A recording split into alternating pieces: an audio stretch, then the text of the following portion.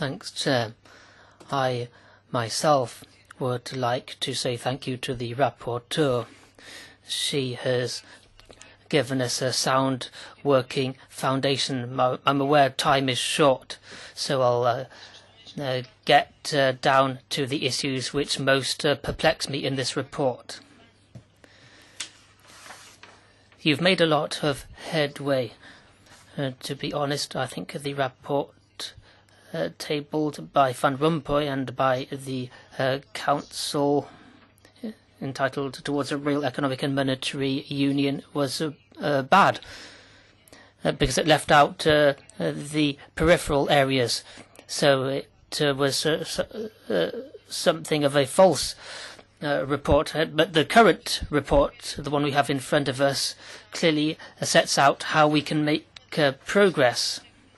For example, you've introduced references to the need to show solidarity with member states who are in choppy waters. I agree with that, but I do not agree with the conditions laid down for the implementation of this solidarity, because here we are dealing with structural inequalities between the member states of the Economic and Monetary Union. Secondly, as the rapporteur rightly flagged, there is a need to work closely together, but I disagree with the conditions set out. The rapporteur says there is a need to establish harsh conditions to avoid us falling into the abyss, but she lists a number of preconditions. There is a list of conditions after conditions which we cannot fulfill.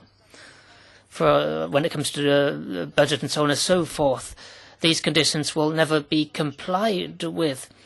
It's not a question of being too hasty. It's a question of never being actually able to stand shoulder to shoulder properly. This issue is something which carefully needs to be examined in this debate.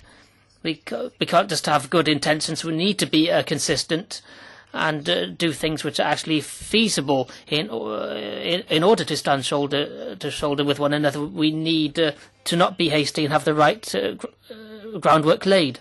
Thirdly, I agree with the proposal when it comes to reinforcing democratic accountability when it comes to the integrated supervisory mechanism and the ECB, the role of the Parliament and the democratic reforms.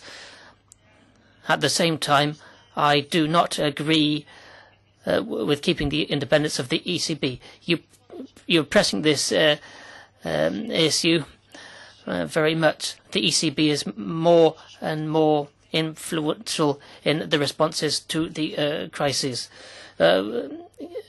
Accountability needs to be kept tenable and credible.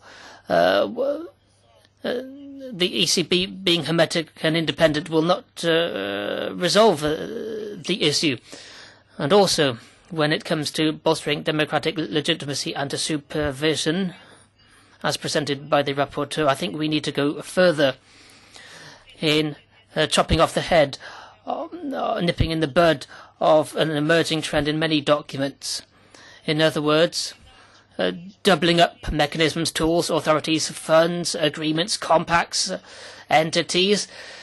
There are a whole swathe of overlapping answers without there being any democratic oversight of these programs, agreements, authorities, blah-de-blah.